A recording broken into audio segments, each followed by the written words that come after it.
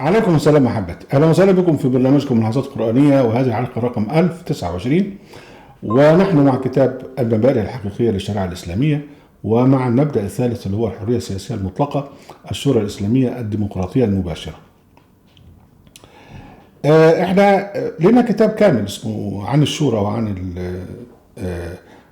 ذا اسلامك ديموكراسي اند مسلم تيراني، وقلنا فيها تفصيلات كثيرة عن تنفيذ يعني كيف كانت تنفذ الديمقراطية المباشرة في عهد النبي. طبعا ده كله من القرآن. ليس الوقت هنا بقى ان احنا نتعرض لهذا بالتفصيل، لان احنا بنتعرض للشريعة الإسلامية والمبادئ بتاعتها، فهنتلامس سريعا كده مع بعض حاجات.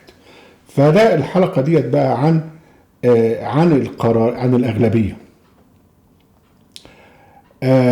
القرارات هل كانت بتؤخذ يعني لما كان بقى إذا كانوا مع النبي على أمر جامع وبناقشوا قضية عامة؟ هو طبعا ناس مختلفة، فإيه القرار اللي بيمشي؟ هل هو بقى لازم الناس كلها تتفق على حاجة؟ افرض ما اتفقوش، يبقى هنا بقى بنقول إن القرار يأتي بالأغلبية. طيب انت ايه اللي عرفك يا مولانا ان هي بالاغلبيه؟ هقول لك الايه بتقول انما المؤمنون الذين امنوا بالله ورسوله واذا كانوا معه على امر جامع لم يذهبوا حتى يستاذنوه، الى اخر الايات. الناس اللي كانت بتحضر، وكل اهل المدينه كلهم بيحضروا رجال ونساء، كان منهم منافقون. المنافقون دول اقليه، وبننتظر طبعا ان هم لابد يكونوا في معارضه، انهم كانوا بيعارضوا. فهنا بقى القرار اللي كان بيؤخذ برأي الأقلية اللي هم المنافقين، ولا بيؤخذ ب يعني بقرار الأغلبية؟ كان طبعا بقرار الأغلبية. لما حتى ربنا سبحانه وتعالى تعرض لصورة لمعركة أحد، لما جاء الشيخ أبو سفيان ومعاه جيش وجاي يهاجم المدينة، فتعمل برضو مؤتمر أمر جامع ونعمل إيه؟ فالشباب والأكثرية قالوا نطلع نقابلهم بره. الجماعة المنافقين والجماعة اللي هم طبيعي مش بيحبوا الوضع يعني، فقال لك لا، نقعد وننتصر. فالذي انتصر، الرأي الذي انتصر هو رأي الأغلبية، وطلعوا وراحوا قابلوهم، وبعدين حصلت الهزيمة. فبعد كده ابتدى الجماعة المنافقين يبتدي يقول لك لو كان لنا من الأمر شيء ما قتلنا ها هنا. يعني لو كان احنا لنا لنا امر الموضوع احنا كذا، كان ما كانش حصل اللي حصل. احنا مش بنناقش الموضوع غزوة او موقعة احد، احنا بنناقش حاجة مهمة جدا، ان القرار بالاغلبية. والاغلبية كانت للناس المؤمنين المخلصين للدولة، والمنافقين لانهم كانوا اقلية. فلم يكن يعني قرارهم او لم يكن رأيهم يعمل به، لان رقم يعني 3%، 4%، 5%، لكن الأغلبية فوق 50% كانت تبع للأغلبية المسلمة المؤمنة. طيب هل ده يعني كده كفاية؟ يعني لغاية كده كفاية؟ يعني لا. هو يا جماعة لهم أقلية، هم لهم الحق الاعتراض، يعترضوا زي ما هم عايزين يعني. لكن الخارج يعني عبر عن رأيه بره في الخارج، لكن أهم شيء إن احنا خدنا قرار، والقرار بالأغلبية وبينفذ. انت عايز تعترض ماشي، اعترض زي ما انت عايز، ما هو حق الاعتراض مكفول طالما انك لا تحمل سلاحا.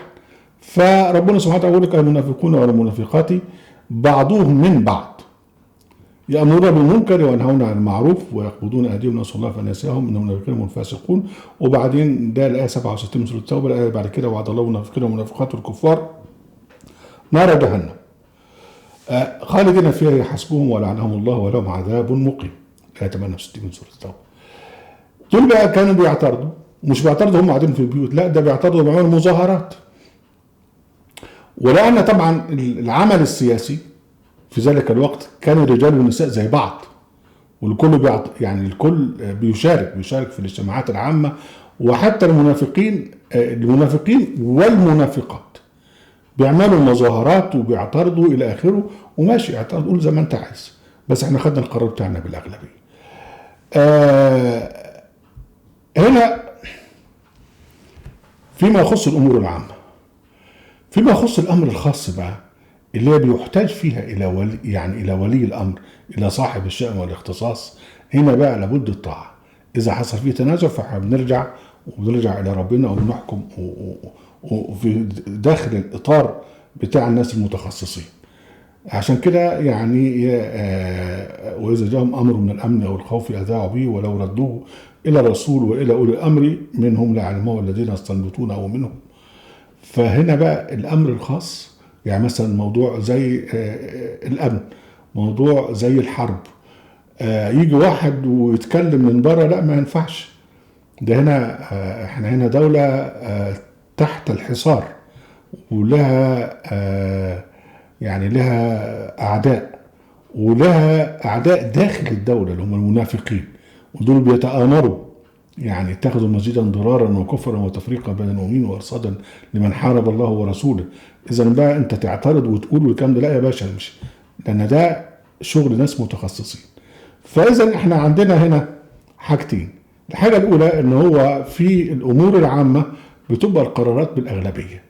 الامور الخاصه اللي هي تخص بقى الامن وتخص كذا وتخص كذا بتبقى لاولي الامر المتخصصين، ولو حدث وفي اختلاف برضه في اطار الناس اللي هم مخصوصه بهذا الموضوع.